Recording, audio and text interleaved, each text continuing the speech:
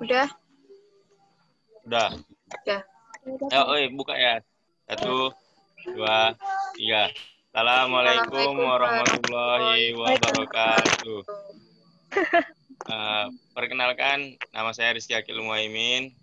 Ini timnya akan membahas pengendalian mikroba.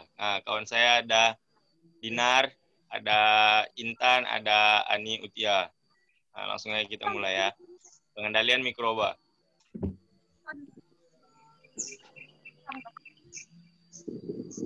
PPT-nya nih.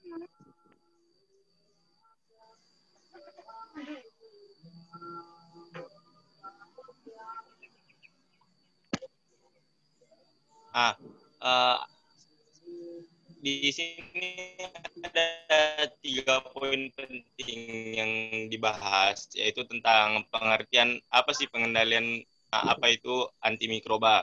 Di sini saya akan menjelaskan mengenai pengertian mikroba. Sebelumnya itu tahu nggak sih apa itu mikroba? Jadi mikroba itu adalah suatu organisme yang hanya dapat dilihat menggunakan bantuan alat bantu penglihatan seperti lup, mikroskop, dan alat-alat bantu lainnya. Perannya ini sangat banyak dan meluas gitu, bisa di berbagai bidang. Tetapi pemanfaatannya juga harus memperhatikan banyak hal. Jangan sampai pemanfaatannya ini malah berbahaya untuk manusia. Makanya oleh karena itu diperlukanlah adanya pengendalian mikroba. Pengendalian di sini adalah upaya pemberantasan, penghambatan, dan pemusnahan sel mikroba dan segala bentuk sel vegetatifnya. Pengendalian mikroba ini bertujuan untuk pencegahan penyebaran penyakit, membasmi mikroorganisme pada inang yang terinfeksi, dan mencegah pembusukan dan perusakan oleh mikroba. Nah,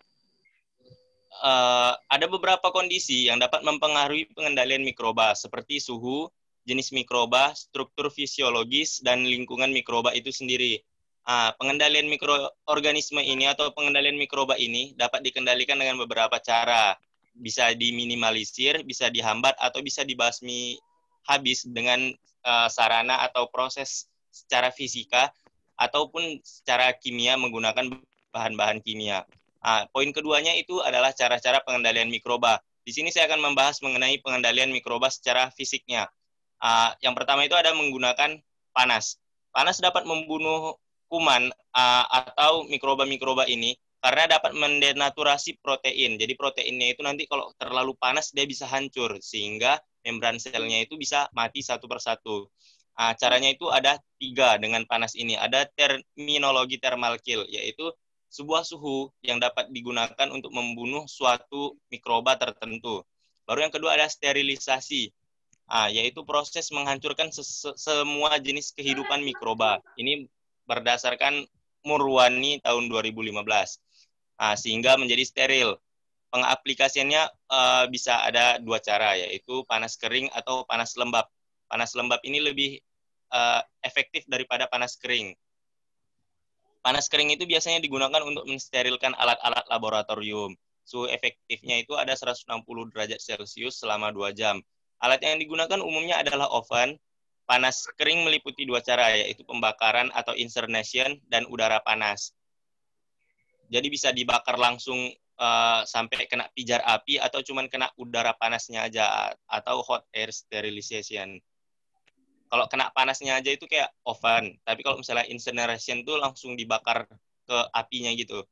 Baru ada panas lembab dengan uap jenuh bertekanan. Jadi kalau yang oven tadi itu cuma pakai panasnya aja, kalau incineration itu langsung kenain apinya. Kalau panas lembab ini pakai uap jenuhnya. Ini nih lebih efektif ya, karena menyediakan suhu jauh di atas titik didih. Baru prosesnya pun cepat, sama daya tembusnya kuat. Dan kelembapan sangat tinggi sehingga memudahkan koagulasi protein sel-sel mikroba yang menyebabkan sel hancur. Suhu efektifnya adalah 121 derajat pada tekanan 5 kg per cm kuadrat dengan waktu standar 15 menit. Tuh, ini jadi lebih cepat ya. Kalau misalnya yang panas kering tadi itu biasanya selama 2 jam, kalau yang panas lembab cuma 15 menit aja. Baru ada pengendalian mikroba dengan suhu panas lainnya. Yang pertama itu ada tindaliasi, yaitu pemanasan biasa yang dilakukan pada makanan dan minuman kaleng. Contohnya itu kayak minuman kaleng sarden gitu. Cara ini dapat membunuh sel vegetatif sekaligus spora dan mikroba tanpa merusak zat-zat yang tergantung di dalam makanan dan minuman yang diproses. Biasanya suhunya itu ada 60 derajat Celcius selama 30 menit dalam waktu 3 hari berturut-turut. Baru pengendalian mikroba dengan cara panas lainnya ada pasteurisasi. Biasanya itu dilakukan pada susu. Itu menggunakan suhu 65 derajat selama 30 menit. Baru ada yang namanya boiling. Boiling itu dengan cara perebusan. Jadi panas dengan cara perebusan, merebus bahannya. Itu biasanya menggunakan suhu 100 derajat Celcius selama 10 sampai 15 menit. 10 sampai 15 menit tergantung dari bahannya yang ingin dipanaskan gitu. Baru ada red heating, yaitu pemanasan langsung di atas api Bunsen burner sampai berpijar merah. Ini red heating ini hampir sama kayak yang incineration dari yang suhu panas kering tadi. Baru ada flaming juga, pembakaran alat-alat laboratorium di atas pembakar Bunsen dengan alkohol atau spiritus tanpa terjadinya pemijaran. Baru cara keduanya ada radiasi. Jadi radiasi di sini ada menggunakan 3 sinar ya. Ada sinar ultraviolet, ada sinar X, sama sinar gamma. Mikroorganisme di udara dapat dibunuh dengan penyinaran menggunakan sinar ultraviolet. Panjang gelombang yang membunuh mikroorganisme ada di antara 220 sampai 290 nanometer. Sedangkan radiasi yang paling efektif adalah 253,7 nanometer. Faktor penghambat cara ini terletak pada daya penetrasi ultraviolet ini sendiri. Karena dia itu tergolong lemah ya, di antara 3 sinar ini dia yang paling lemah gitu. Jadi untuk memaksimalkannya itu butuh usaha yang besar. Agar hasilnya maksimal, barang yang disterilkan itu baik berupa gas, cairan, ataupun aerosol harus ditempatkan tepat di bawah sinarnya. Jadi ada usaha lebih dalam melakukan pengendalian mikroba menggunakan sinar radiasi ultraviolet gitu. Baru yang kedua ada sinar X. Sinar X ini bersifat letal bagi mikroba juga bagi bentuk kehidupan yang lebih tingginya lagi. Jadi sinar X ini nggak cuma berbahaya bagi mikroba, tapi bagi kita yang manusia-manusia yang memiliki sel kehidupan yang lebih tinggi pun bersifat letal, mematikan.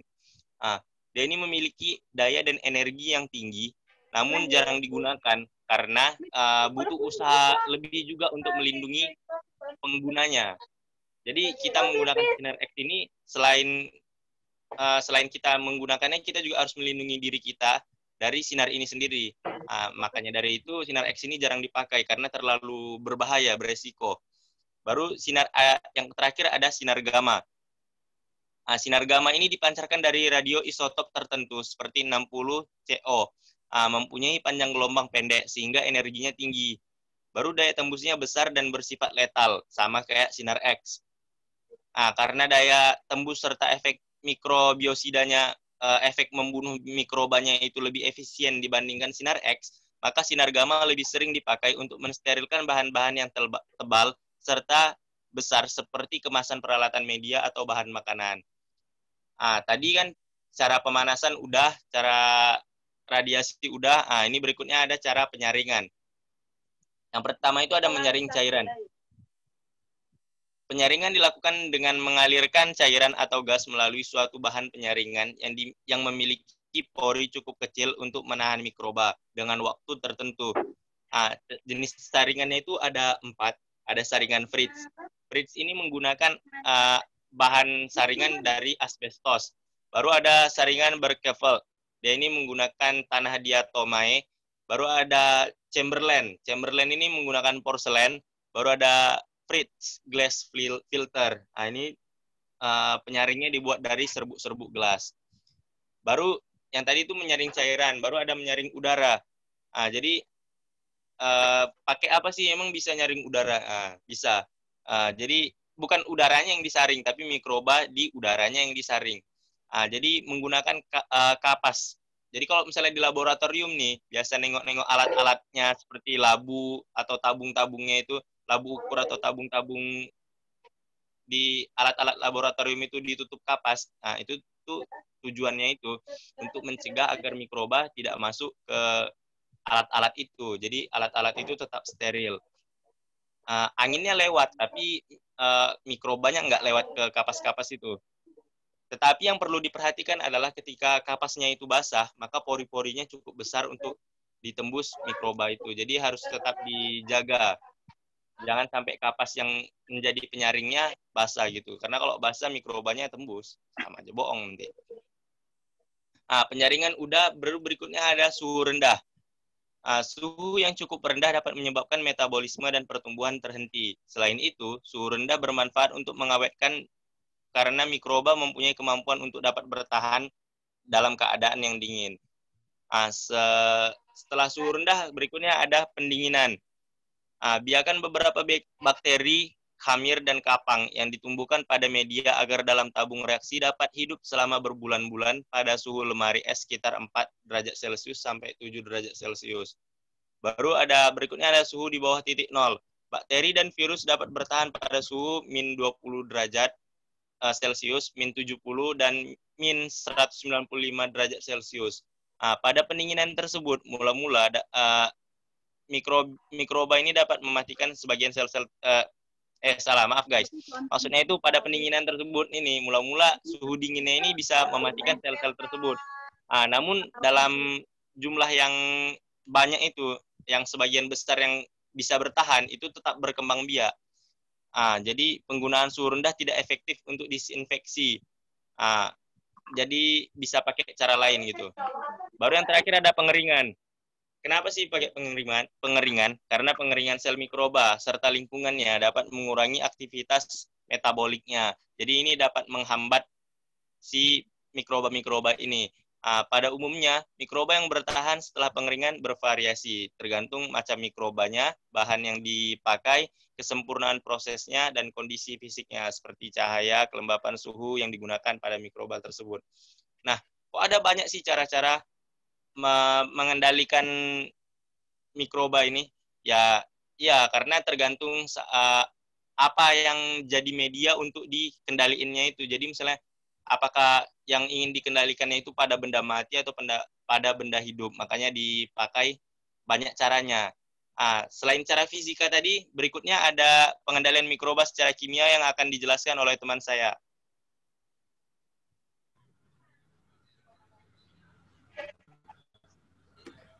Baik, selanjutnya adalah pengendalian mikroba secara kimia. Nah, sekarang kan banyak bahan kimia yang dapat menghambat metabolisme atau merusak sel komponen mikrobia, sehingga dapat menghambat atau mematikan mikrobia seperti halnya di rumah sakit. Jadi untuk membersihkan alat-alat laboratorium dan juga membersihkan peralatan bedah. Nah, berdasarkan kekuatannya dalam memusnahkan mikrobia, bahan kimia digolongkan atas 3 macam. Yang pertama yaitu bahan kimia tingkat tinggi. Nah, untuk bahan kimia tingkat tinggi ini sendiri, dia mampu mematikan semua jenis mikrobia, termasuk endospora bakteri. Misalnya etilen oksida dan glutaraldehyde 2%. Nah, yang kedua, ada bahan kimia tingkat menengah. Untuk bahan kimia tingkat menengah ini merupakan bahan kimia yang mematikan mikrobia tuberkulosis, sehingga biasa disebut dengan tuberkulosida. Bahan kimia ini juga mampu melawan virus resisten seperti virus hepatitis dan rhinovirus. Tapi bahan kimia tingkat menengah ini dia tidak efektif melawan endospora. Yang ketiga adalah bahan kimia tingkat rendah. Nah, dari namanya kan udah kelihatan, jadi dia tuh tingkatnya paling rendah.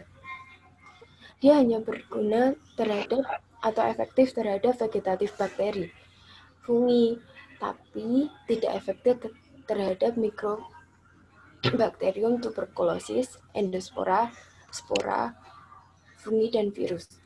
Bahan kimia tingkat rendah banyak digunakan sebagai dekontaminasi sebab ekonomis dan tidak toksik terhadap manusia. Terus selanjutnya itu ada agen kimia.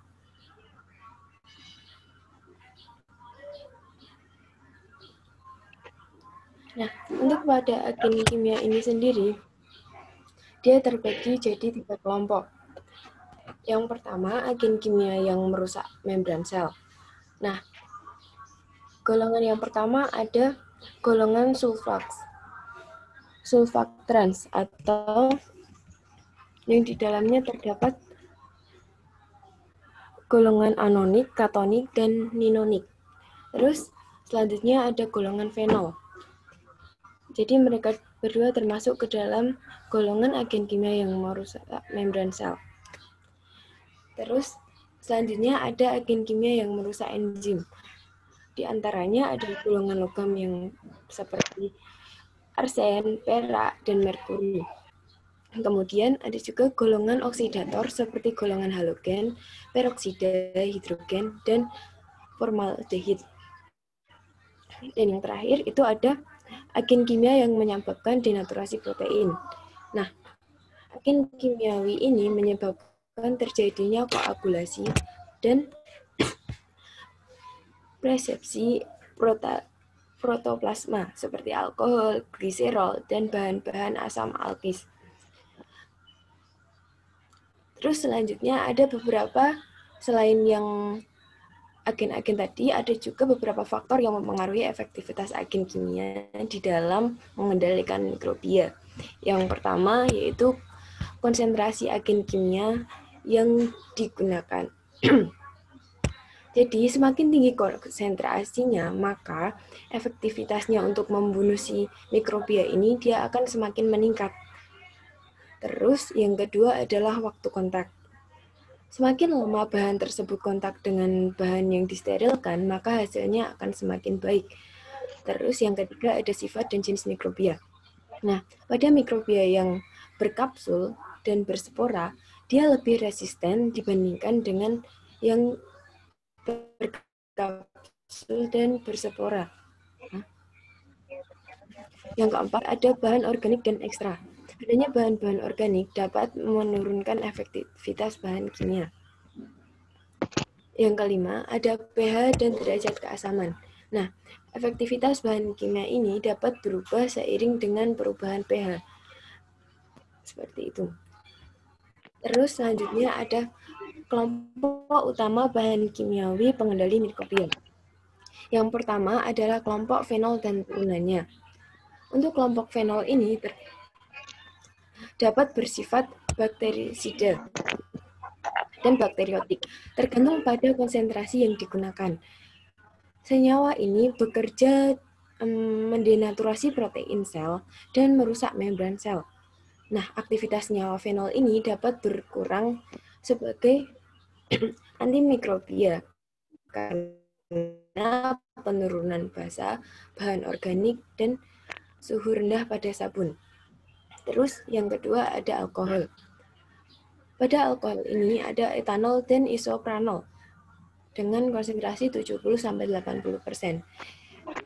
Ini efektif untuk membasmi fungi, sel bakteri, virus, etanol, dan isopropil, dan desinfektan pada kulit sebelum diinjeksi. Nah, alkohol juga digunakan untuk mengurangi flora mikrobia pada termometer. Nah, yang ketiga ada halogen, seperti halnya iodium, klorin, fluorin, dan bromin.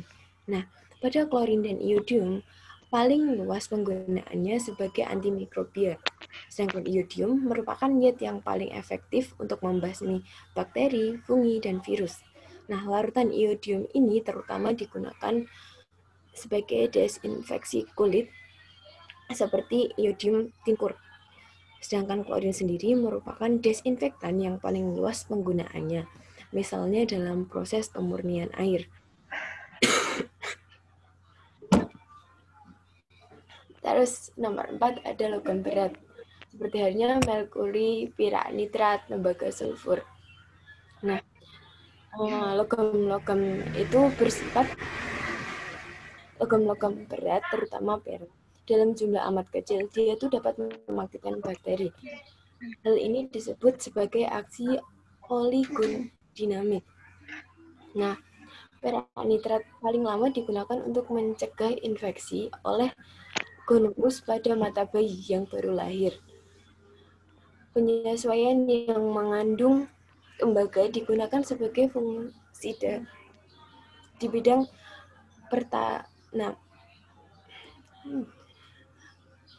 sedangkan merkuri klorida tidak banyak digunakan, tapi beberapa senyawa merkuri organik digunakan sebagai antiseptik. Nah, kerja logam berat adalah mendenaturasi protein sel. Yang kelima, ada deterjen. Nah, kenapa deterjen ini masuk? Karena zat pengurang tegangan yang pertama digunakan untuk membersihkan permukaan benda disebut deterjen. Misalnya sabun. Tapi sabun tidak dapat bekerja dengan baik dalam air yang karena itu dapat dikembangkan bahan pembersih baru yang disebut sulfaktan atau deterjen sintetis. Pada contohnya kan yang sekarang masih beredar itu kan virus corona ya. Nah, pada tubuh virus corona itu kan ada lemaknya. Nah, deterjen atau sabun ini juga dapat menghilangkan.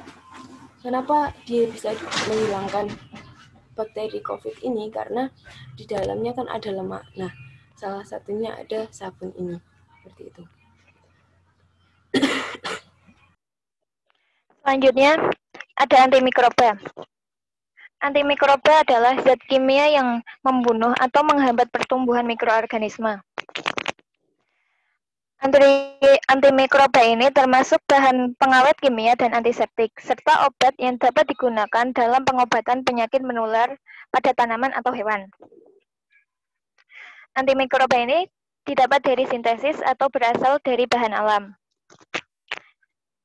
Beberapa dari antimikroba ini yang pertama adalah antiseptik. Antiseptik atau germisida merupakan senyawa kimia yang digunakan untuk membunuh atau menghambat pertumbuhan permukaan kulit dan membran mukosa. Antiseptik ini tidak dapat digunakan pada selaput lendir, hanya bisa digunakan pada secara eksternal. Efektivitas antiseptik ini bergantung pada beberapa faktor, misalnya konsentrasi dan lama paparan. Pada konsentrasi rendah, beberapa antiseptik menghambat fungsi biokimia membran bakteri, namun tidak dapat membunuh bakteri tersebut. Ketika konsentrasi antiseptik tersebut tinggi, komponen antiseptik akan berpenetrasi ke dalam sel dan mengganggu fungsi normal seluler secara luas, termasuk menghambat biosintesis atau pembuatan makromolekul dan persipitasi protein intraseluler, asam nukleat, DNA, atau RNA. Mekanisme kerja antiseptik terhadap mikroorganisme itu berbeda-beda. Misalnya saja dengan mendehidrasi atau mengeringkan bakteri, mengoksidasi sel bakteri, atau mengkoagulasi atau menggumpalkan cairan di sekitar bakteri.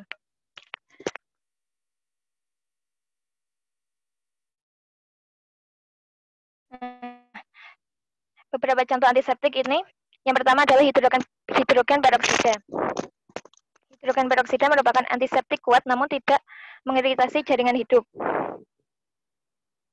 Kelemahan dari zat ini adalah harus selalu dijaga kondisinya karena zat ini mudah mengalami kerusakan ketika kehilangan oksigen. Yang kedua ada garam merkuri. Senyawa ini adalah antiseptik yang paling kuat. Dapat digunakan untuk mencuci tangan dengan perbandingan dalam air 1:1000. Senyawa ini juga hampir dapat membunuh semua jenis bakteri dalam beberapa menit saja. Kelemahannya, senyawa ini kemungkinan besar mengiritasi jaringan karena daya kerja antimikrobanya yang sangat kuat. Yang ketiga ada asam borat. Asam borat merupakan antiseptik lemah dan tidak mengiritasi jaringan. Zat ini dapat digunakan secara optimum saat dilarutkan dalam air dengan perbandingan 1:20. Yang keempat ada triklosan. Nah, triklosan ini sangat sering dapat kita jumpai. Contohnya itu di dalam sabun, deodoran, atau obat kumur. Nah, triklosan mempunyai daya antimikroba dengan spektrum luas, dapat melawan berbagai macam bakteri, dan mempunyai sifat tokisitas minim. Nah, cara kerjanya adalah dengan menghambat biosintesis lipid sehingga membran mikroba kehilangan kekuatan dan fungsinya. Nah, selanjutnya disinfektan. Disinfektan merupakan bahan yang juga dapat membunuh mikroorganisme, tetapi tidak mencakup spora dari mikroorganisme itu sendiri. Disinfektan ini tidak aman digunakan pada jaringan hidup, jadi hanya bisa digunakan pada benda-benda yang mati saja, seperti meja, lantai, atau peralatan-peralatan yang sering digunakan.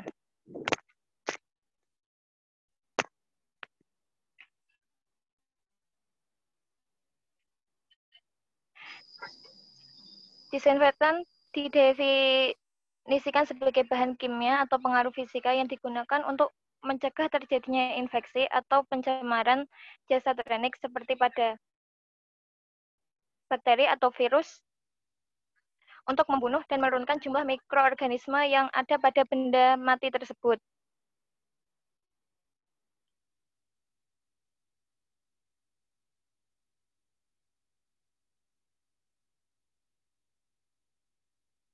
Nah,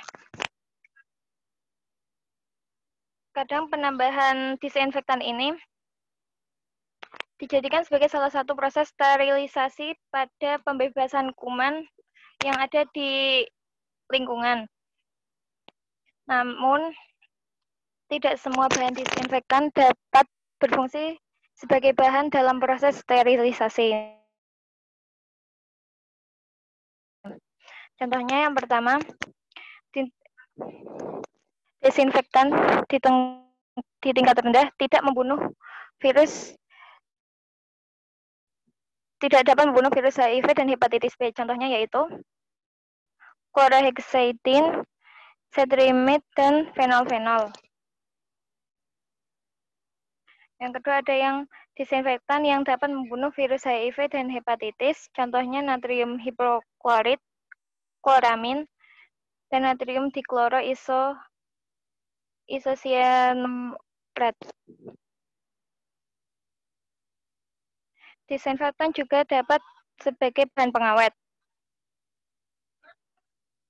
Nah, disinfektan sebagai bahan pengawet ini dapat untuk mengawet pertumbuhan mikroorganisme yang ada pada makanan. Bahan yang dapat digunakan itu tidak akan berbahaya jika masuk dalam tubuh dan tidak akan beracun. Contohnya adalah natrium benzoat,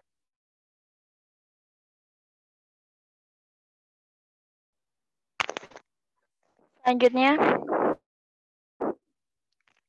akan dijelaskan oleh Intan. Nah, yang ketiga itu ada antibiotik. Ternyata antibiotik ini berdasarkan sumbernya itu dibagi menjadi 3, yaitu ada antibiotik genetik, antibiotik alami, dan antibiotik semismetik. Nah, di sini antibiotik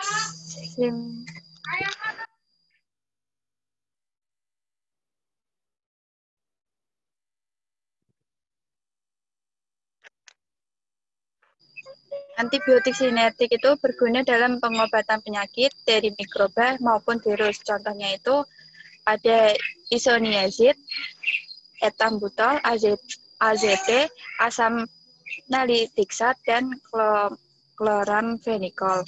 Nah, yang kedua itu ada antibiotik alami.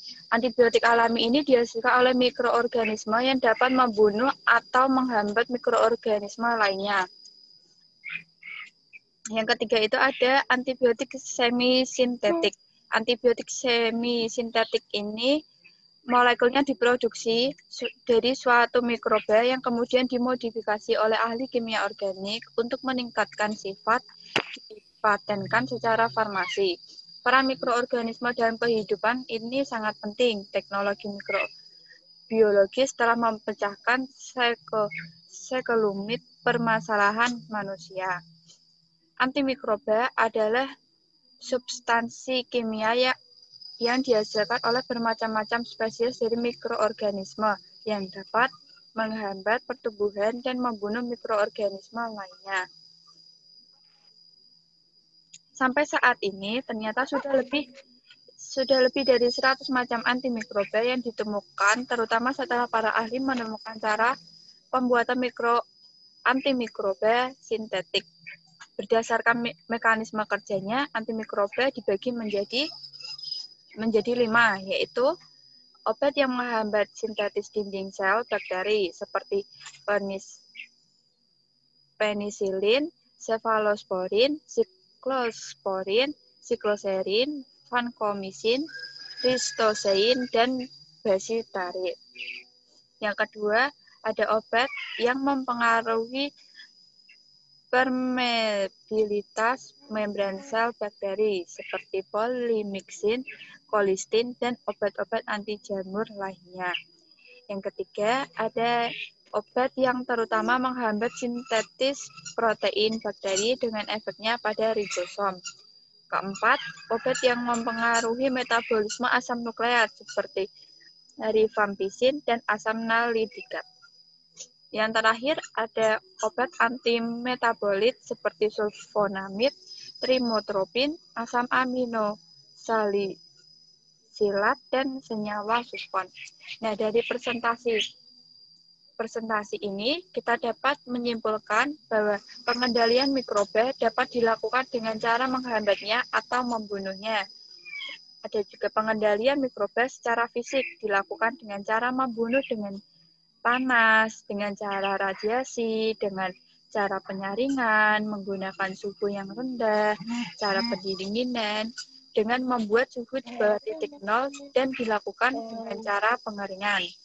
Yang ketiga itu ada pengendalian mikroba secara kimia.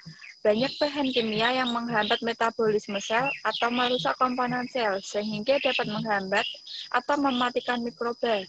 Bahan kimia yang dapat menghambat pertumbuhan atau mematikan ini banyak digunakan di rumah sakit dan laboratorium untuk membersihkan peralatan, bedah, dan ruangan penyiapan media. Nah, kesimpulannya terakhir yaitu antimikroba adalah zat kimia yang membunuh atau menghambat pertumbuhan mikroorganisme. Ya, cukup sekian presentasi dari kelompok kita. Apabila ada kesalahan kata mohon dimaafkan. Wassalamualaikum warahmatullahi wabarakatuh. Warahmatullahi wabarakatuh.